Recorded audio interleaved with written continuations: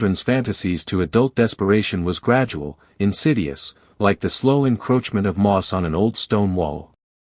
Elias, initially, didn't notice the shift in the quality of his clientele, only the increasing volume. His small cottage, once a haven of quiet solitude, became a silent pilgrimage site. The children still came, of course, their requests innocent, but now they were often joined by figures whose shadows stretched longer in the perpetual twilight of Oakhaven. His first adult customer was Mrs. Gable, a gaunt woman whose face was permanently etched with lines of worry. Her husband, a fisherman, had been lost at sea years ago, his boat never found. She lived in a perpetual state of grief, her eyes holding the ghosts of waves. She approached Elias tentatively, her voice a reedy whisper. "They say you can bring back what's lost, for a little while." Elias, still clinging to the innocent belief that he was merely sharing joy, nodded. "I can give you a dream, Mrs. Gable." She clutched a worn silver locket in her trembling hand. "I want to see him, Elias. Just once more. To say goodbye. To know he's at peace." Her eyes, usually dull, now held a desperate, burning plea. This was different. Not a lost kitten, but a lost husband. Not a race won, but a life unlived. Elias felt a peculiar hesitation. The dream she desired would be complex, deeply emotional. But the need in her eyes was palpable. He touched her forehead. He focused, drawing forth a dream of sun-drenched shores, of a sturdy fishing boat returning, of Mr. Gable, strong and smiling, embracing his wife, whispering words of love and farewell before dissolving into golden light. Mrs. Gable gasped, a sob escaping her lips. When she opened her eyes, they were still wet, but there was a profound peace there, a lightness Elias had never seen on her face. She pressed the silver locket into his hand. "Thank you, Elias," she choked out, "thank you. You've given me back my peace." The locket felt heavy in Elias's palm. A silver chain, smooth and cool. He felt the familiar lightness in his own chest, but this time, it was accompanied by a strange, hollow ache. His own sleep that night was restless, filled with fragmented images, no longer the coherent narratives he was used to. He woke feeling vaguely disoriented, as if he had run a long race and forgotten the finish line. Word spread quickly among the adults. Not just of children's trifles, but of profound emotional solace.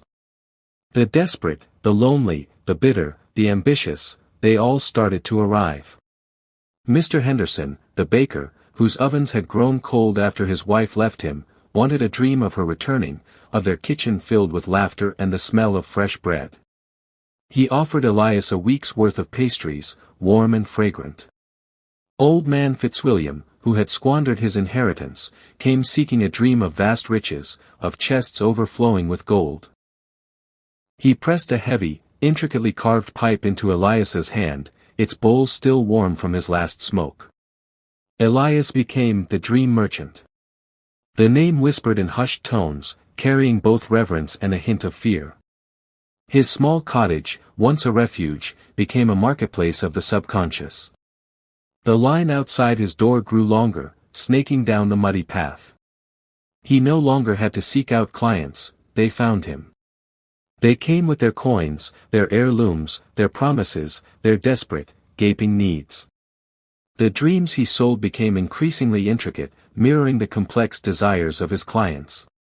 Dreams of love rekindled, of lost opportunities seized, of rivals vanquished, of futures rewritten.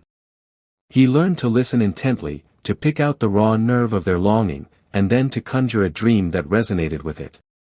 He became a master weaver of illusions, a puppeteer of the psyche. But with each dream given, a piece of Elias was taken.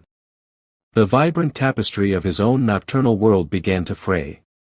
The colors dulled further. The narratives became disjointed. He would wake with only fragments, a fleeting image of a castle, but no memory of building it, the echo of a song, but no recollection of its lyrics. His nights became less a journey into wonder and more a blank, gray expanse. He began to fear sleep, for it offered no escape, only a deeper dive into the growing void within him. His appearance changed. His eyes, once stormy, became distant, vacant, like pebbles at the bottom of a deep well. His skin, already pale, took on an almost translucent quality. He moved with a languid slowness, his boyish energy replaced by a profound weariness. He was no longer a boy, but a vessel, a conduit. The buyers, however, thrived. Mrs. Gable looked younger, her grief having been temporarily assuaged. Mr. Henderson's bakery, though still empty of his wife, buzzed with his renewed vigor. Old man Fitzwilliam walked with a swagger, his imagined wealth giving him a phantom confidence. But their peace, their joy, their confidence, was fleeting. Like a drug, the dreams wore off. The underlying emptiness, the original pain, would resurface, often with a vengeance. And they would return, eyes glazed with a desperate craving, their hands clutching whatever they could find to offer. Elias, they'd plead, their voices hoarse with longing, just one more. Please, one more dream of. He saw the addiction in their eyes, a hunger that mirrored the growing emptiness in his own soul. He tried to refuse once, to a young man named Silas who sought a dream of ruthless power, a dream that would allow him to dominate his rivals. Elias felt a chill at the thought of conjuring such a dark vision. I don't think I can, he whispered, his voice hoarse. Silas's eyes narrowed. He pressed a small, intricately carved silver dagger into Elias's palm. Everyone has a price, boy. What's yours?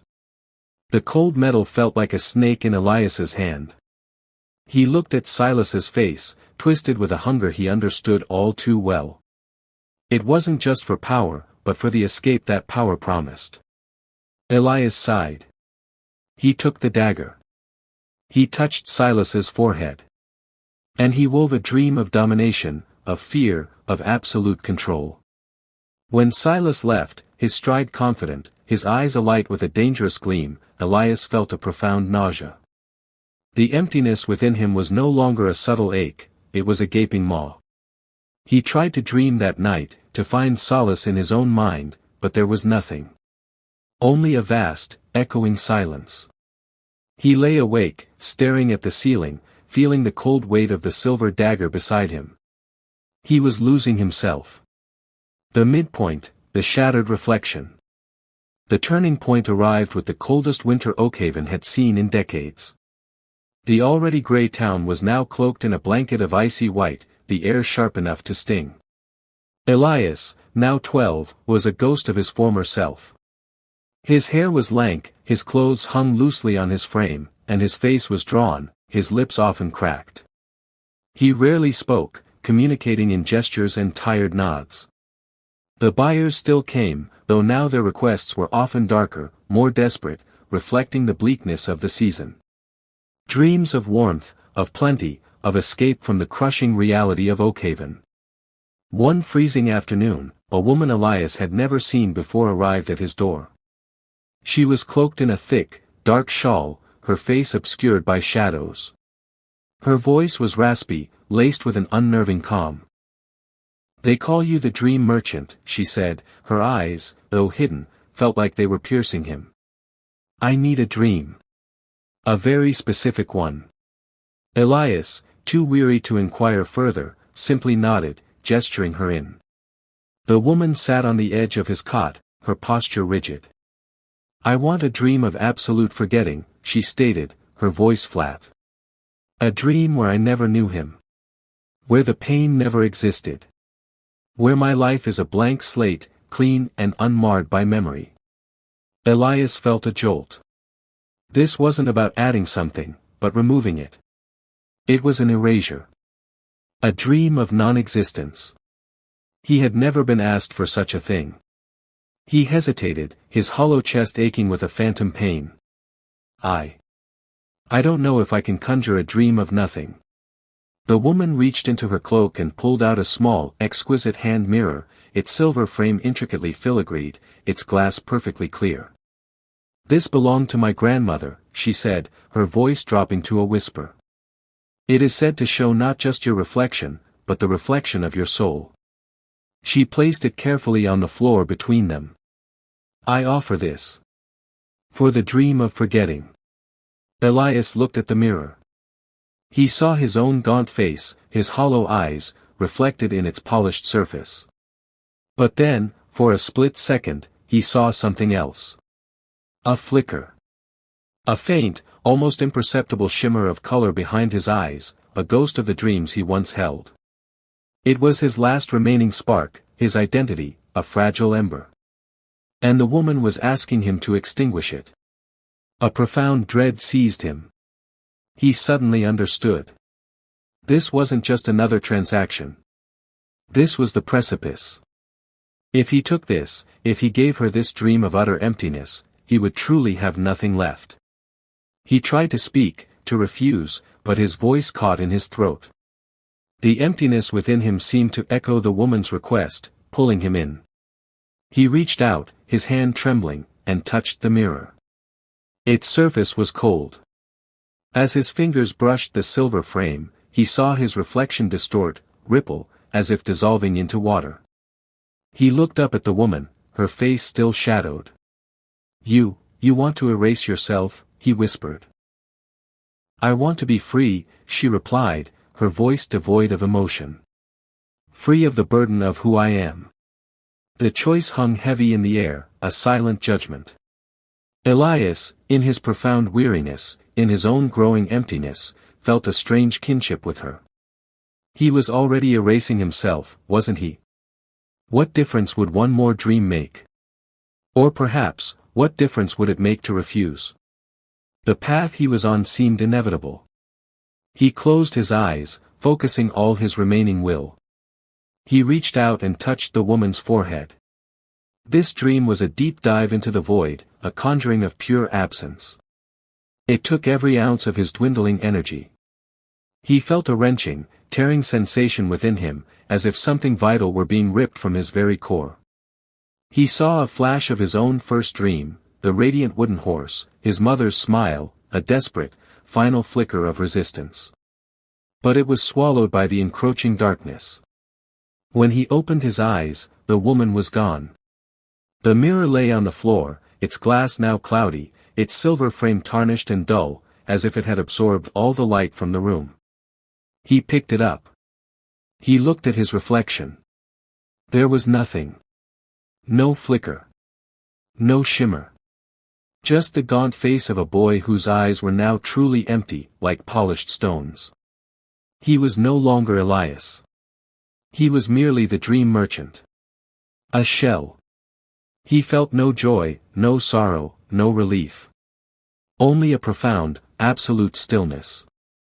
The mirror dropped from his numb fingers, shattering on the cold stone floor, its broken pieces reflecting only distorted fragments of the grey room, and nothing of the boy who stood there.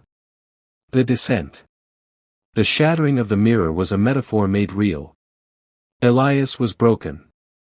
The midpoint had stripped him bare. He had crossed a threshold from which there was no return. The dreams he sold now were not even his own.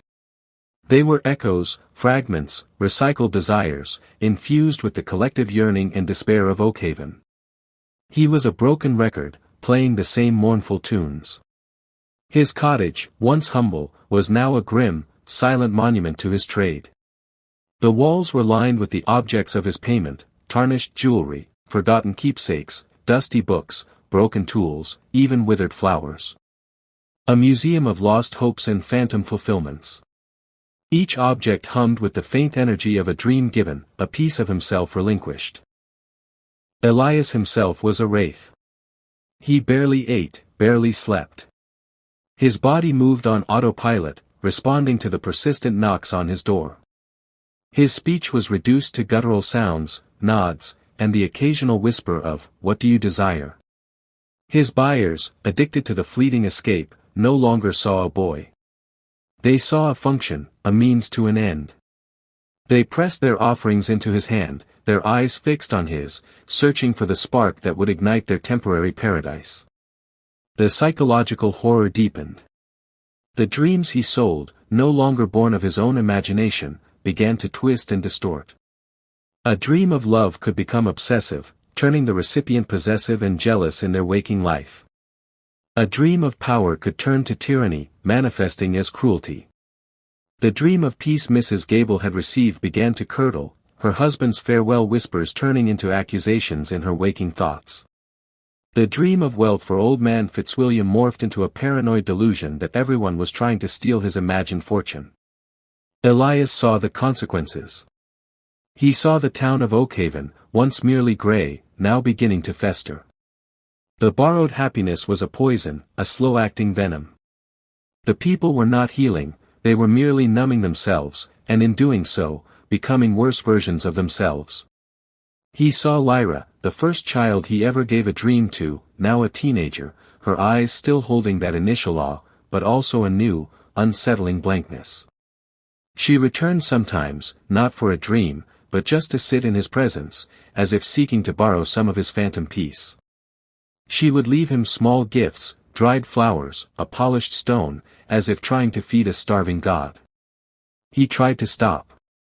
One evening, after a particularly draining day of selling dreams of hollow revenge, he locked his door. He sat in the middle of his room, surrounded by the silent testament to his losses, and wept. But no tears came. Only a dry, rasping cough.